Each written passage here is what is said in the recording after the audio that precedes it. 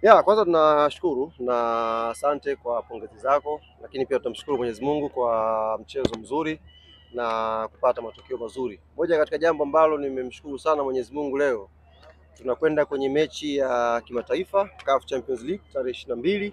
Tumecheza mechi ya mwisho ya ligi leo na hatujapata majeruhi yoyote. Yaani moyo wangu ulikuwa unamdunda kwa sababu tumekuwa na hiyo trending kwenda kwenye mechi muhimu ya kimataifa, alafu tunatengeneza majeraha kwenye mchezo wetu wa mwisho wa ligi kwenda kwenye huo mchezo wa kimataifa. Kwa hiyo leo imeisha salama. Daktari ameniambia hakuna majeruhi yoyote ambayo yanaweza kusababisha mchezaji kukosekana kwenye mchezo wa FAR Rabat. Kwa hiyo nimemshukuru sana Mwenyezi Mungu kwa hilo. Lakini la pili ni wapongeze benchi la ufundi, wachezaji wetu kwa matokeo mazuri ya leo, na ni matokeo ambayo yametupeleka sasa juu ya kilele cha msimamo wa ligi kuu ya NBC. Kwa hiyo maana ya kutushusha pale juu sasa hivi ni lazima uwe umejiandaa vizuri, uwe na ubavu. Kwa hiyo ukitaka kuona Yanga yupo juu, una uwezo wa kumteremsha, unapita mbele. Tumekaa kwenye nafasi ambayo tunastahili na tunaamini ni mwanga sasa wa kwenda kupambana kwenye mechi zinazofuatia. Kipindi cha kwanza ni kweli hatukucheza vizuri sana, na hatukucheza vizuri sio kwa sababu tulikuwa na uzembe. Hatukucheza vizuri kwa sababu KMC pia na wao walicheza vizuri first half. Walijaribu kucheza vizuri sana kwenye kujilinda hapa nyuma. Nafasi ya kwanza ambayo tulipata kupitisha mpira wetu kwa Pacome kwenda kwa Maxi tukafunga.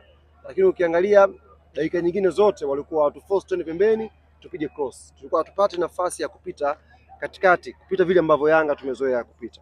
Na wakawa na ushap, baada ya si kufunga goli ni kama tuka switch off kidogo, wakawa na ushap, tukafanya mistake hapa, wakapata foul. Faida nafikiri ya jua Diara akaucheza ule mpira kile alicheza katika eneo ambalo Saliboko alikuwa yuko active na akafunga goli zuri. Kwa hiyo tulipokwenda vyumbani, sijua mwalimu alizungumza nini, lakini naamini alikwenda kuwakumbusha umuhimu wa dakika 45 za kipindi cha pili kuja kucheza kwa umakini. Pressure ni kubwa sana, watu wanahitaji matokeo, players wanacheza kwa pressure kubwa. Baada ya goli la pili kila kitu kilifunguka. Uliona nafasi nyingi, magoli tumefunga mawili mengine tena, players wakaanza kucheza bila pressure. Na hii inairudia kila siku. Kinachotuumiza hapa sasa hivi ni pressure tu. Pressure hii ikipotea, tukianza kushinda kwa ushindi comfortable namna hii, tukashinda kwenye michezo mikubwa, tutakuwa kwenye nafasi nzuri ya players kuonyesha zaidi kile ambacho wako nacho. Kama pressure inaanza kuondoka sasa kwa Andy Boyeli Tembo, ile wamefanya vizuri sana. Sisi niwape kidogo shule hapa. Nimeona kuna mtu mmoja yule akili hana. Nikisema tu bahati mbaya hapa, yule akili hana. Alikuwa anazungumza kuhusu usajili ambao Yanga wamefanya msimu huu. Baada ya kutoa kikosi akasema, mbona wanaanza wale wale wa msimu uliopita? Jamani, sisi tulifanya usajili kwa ajili ya kuboresha timu yetu. Hatukufanya usajili kwa ajili ya kujenga timu yetu. Wachezaji ambao unaona walikuwa last season, mikataba yao iliyoisha, tuliwaongezea mikataba. Lengo ni kuhakikisha wanabakia na wanakuwa wachezaji muhimu kwenye timu yetu. Tungekuwa tuna ulimbukeni tu wa wachezaji wapya, maana yake tungemwacha Maxi asingeongezewa mkataba, tungemwacha Duke Abuya asingeongezewa mkataba, tungemwacha Mudathir asingeongezewa mkataba, tungemwacha Pacome asingeongezewa mkataba. Lakini ukiangalia tumeongezea mkataba wa wachezaji muhimu, maana yake tulikuwa tunakuja kuboresha timu yetu. Hatukumsajili sisi Boyeli ili aje aanze mbele ya Prince Dube. Tulikuwa tunaamini tuna striker wetu namba moja, Boyeli aje kuongeza changamoto kwa striker anayeanza. Hivyo hivyo kwenye nafasi nyingine. Nafasi pekee ambayo mtu yupo anaanza comfortable kwenye timu yetu sasa hivi ni namba 10 ambayo anaanza Mohamed Dumbia. Kwa nini? Kwa sababu namba 10 wetu wawili wote wameondoka. Ameondoka Zizi, ameondoka Chama. Kwa hiyo Dumbia ndio namba 10 mpya, ndio maana anaanza. Hata Mzizi angekuwa fit, maana yake hata Chikola angekuwa anakaa mbao. Sio, unaelewa? Kwa hiyo sisi hatukwenda kujenga timu, tulikwenda kuboresha timu. Kwa hiyo hawa wapi wanaokuja hawa mdogo mdogo wanatakiwa waingie kwenye timu kwa kuonyesha ushindani. Kama hivi anaanza Dube, akija Boyeli anatakiwa aonyeshe kwamba anaweza kucheza vizuri kwenye nafasi. Hivyo hivyo akija kucheza Musa Balakonte, akija kucheza Lassine Kuma, wanatakiwa waonyeshe kwenye nafasi hiyo mimi mpya naweza kuofa kitu kikubwa. Na hapo ndio timu bora inapatikana. Sio tu kama unasajili mtu kwa sababu ni mpya unamuingiza kwenye kikosi. Kwa hata Boyeli anatokea bench kwa sababu anatakiwa alete changamoto kwa anayeanza. Kwa changamoto ikiendelea, maana yake wewe ambaye unaanza sasa, ambao ulikuwepo last season, ukizembea huyu mpya anachukua nafasi yako, anakuwa regular kwenye kikosi chako. Sasa hii ni shule ambayo nilitakiwa niwaite, niwaeke chini, mlipie, niwape. lakini bahati nzuri tu leo nina mood nzuri, nimewagea hii faida.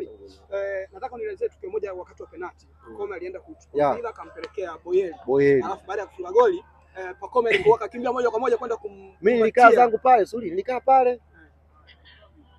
Boyeli kasababisha penalty, Pacome kamwambia Shia lete mpira. Tunaongoza 2-1 Lile goli lilikuwa la 3 unaua mechi. Pacome kaomba mpira ngasema hiyo kamba hiyo. Ghafla Boyeli akamfuata Pacome, lete mali. Akasema Boyeli, mbona hujipendi? Hivi funga macho Boyeli angeka nje ile. Saa hizi. Lakini ameonyesha confidence ya striker. Ameonyesha namna unavyotakiwa ujiamini kama mshambuliaji. Alikuwa anahitaji goli moja kupata hiyo confidence. Mshambuliaji mwingine line hivi huwezi kuomba ule mpira. Kaushika Pacome ujue. Kaenda kuomba yeye, niachie huo mpira mimi niweke kambani. Amechukua mpira, akapiga penalty nzuri, confidence imekuja, katengeneza nafasi nyingine kafunga goli. Kwa hiyo ni mshambuliaji ambaye tunamsifu kwa kujiamini na kuonyesha kwamba hayuko Yanga kwa bahati mbaya, anahitaji kupambana na kuingia kwenye kikosi cha kwanza. Wameupa jina uwanja wa New Amaan Complex kwamba ile ni Guantanamo Bay. Guantanamo Bay, yes. Wanakuja kwenye gereza lipo mbali kabisa. Kule New Amaan Complex kule patafanyika mabalaa makubwa sana ndugu zangu. Patafanyika mabalaa makubwa sana. Tulichokifanya sisi tumefikiria mbali. Ndio maana tumekwenda New Amaan Complex. Na umekuita vizuri ndugu yangu. Kule ni eneo la mateso na mtakwenda kushuhudia. Wala msiwe na haraka. Tarehe 22 dhidi ya FAR Rabat. Tukio ambalo tunafuata sasa hivi hapa, tunakwenda kuzindua jezi zetu za kimataifa. Na tutakwenda kuzindua jezi hizi siku ya Jumatano kama sikosei. Jumatano kwa mujibu wa ratiba ambayo imepangwa. Tutakwenda kulaunch jezi zetu za kimataifa ambazo tutachezea mchezo wa kwanza wa FAR Rabat. Niwaambie mashabiki na wapenzi na wanachama wa klabu yetu ya Young Africans. Haya leo ya ligi yameisha hapa. Tuna kibarua kizito kweli. Kizito kweli tarehe 22.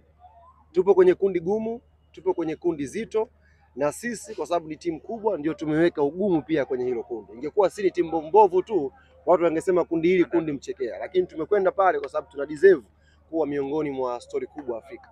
Sasa hii tufanye vizuri. Kwani kuna timu inacheza mpira? Timu gani? Madogo wana test taa. Hata kutest taa. Tumalizia umeme hao. Kwa hiyo tuendeni tukajiandae vizuri kwa ajili. Sawa kocha.